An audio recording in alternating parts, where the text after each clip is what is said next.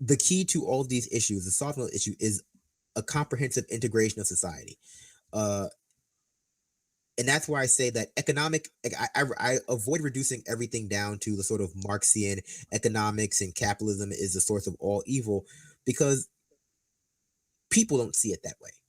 Largely, a large portion of society, I would say the majority of society, does not break the world down to the flow of capital. They break down the world to just more ethereal concerns, and so you can't communicate that to them in any real way unless they already have drunk the Kool-Aid. If they've already read Marx and they believe Marx, that's great. And I'm not saying Marx is wrong. I'm saying people who think that the world breaks down to capital is wrong. That's a very Marxian argument. I would just say that not every economic solution is better than every social solution. I mean, sorry, rather, yeah. Theoretically, so we'd say, okay, for example, let's contrast. Let's come up with solutions to the plight of Black people. One solution would be, say, a comprehensive reparations plan. We're going to give reparations, a certain amount of money, a certain amount of land, a certain amount of mules to Black people who have ancestry in America going back 4 generations or more. Another solution that I would argue would be a more social solution would be, we're going to properly integrate schools. We're going to do nothing else for the community but properly integrating schools, properly integrating all public places, properly integrating all aspects of public life that the government has control over, and a more robust affirmative action program. Looking at this intersection there, I would absolutely prefer the latter to the former, because the influx of capital into communities that are not used to capital is not going to do anything. And of course, there's a difference between social capital and economic capital. Mm-hmm.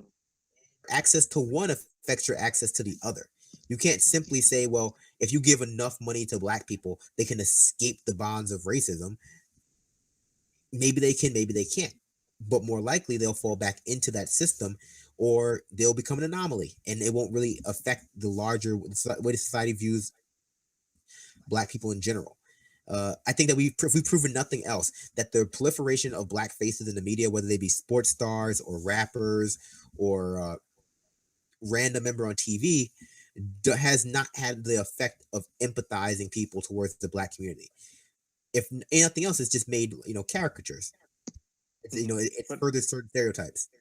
Let me push back. I mean, I'm not a Marx guy, but I'm going to push back on the economic thing, right? Because this country has used economics to split us apart, right? When neighborhoods are based on your income, right? So and we've assured that certain people don't have the types of income to get to these nicer neighborhoods, right? We've assured that was going to happen through policy and practice, right? And that was and the structures we have now is a result of those economics. Now, if we're going to integrate schools, we're going to be putting poor kids around rich kids, and never the twain shall meet. They'll be in the same building, but they're not going to hang out. They're not going to talk.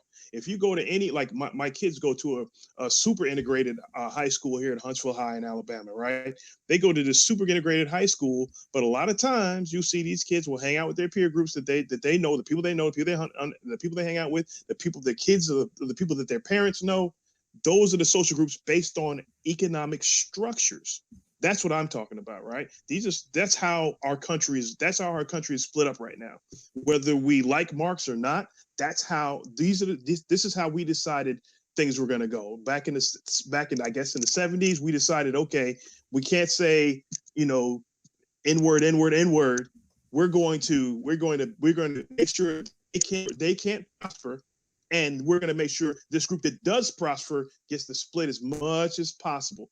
That's why the wealth gap is increasing. That's why the has increased. That's why when we had the crash, this group got hit harder than this group because they had more generational wealth. We can't just say that the intersection of race and economics isn't a factor or is less of a factor than like a lot of us like to think. Because if you're broke, you can't break through these structures. It's just twice as hard. I actually agree with you, and that's not what I was trying to imply. My implication. We hurt my feelings anyway. Okay, well, you know what? You'll get over it. Anyway, what I was trying to imply was that the problem I largely had with early Bernie Sanders, and I think he corrected this in his later term, was that he tried to reduce everything down to capitalism and economics without explaining how he got there, without really making those steps clear to people and explaining how race is a red herring for a lot of things. Race is a red herring for a lot of things at the top level because let's be honest, the 1% doesn't care if you're black, large doesn't care if Oh, you're they black sure or don't. brown or Yeah, white. yeah, Like, yeah. All these some races of them split us might up. That's all they care about. they for large only care about money.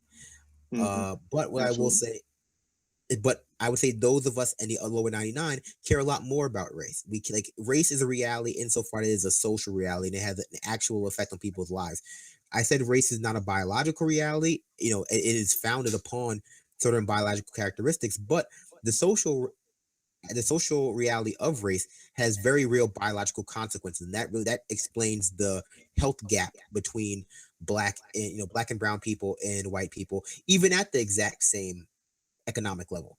You say, like there is a health gap even when you look at white and brown black people who make the same amount of money. So there's obviously something going on here with the race that cannot, and I know I'm pulling facts out of thin air that you don't know if they're true or not, because I'm just Magic. saying them. It's I magic. and I of course I encourage people to look up these facts for themselves. I mean, what I'm saying is largely true, and I can't think of the exact numbers. I'm not going to say them, but there is actually a depth gap between black and white people that is irrespective of class, that's irrespective of their amount of money, that is largely thought to be attributed to the stress of being black within society, the social stress, the stress of being feeling like you constantly have to prove yourself because you are black. You have to work harder in X, Y, and Z. So when I say that the intersection of race and class is very important, because race is largely meant to obscure class, and and the sort of the unequal distribution of wealth largely affects people of the oppressed races more heavily as the result of racism and lack of that buffer from generational wealth.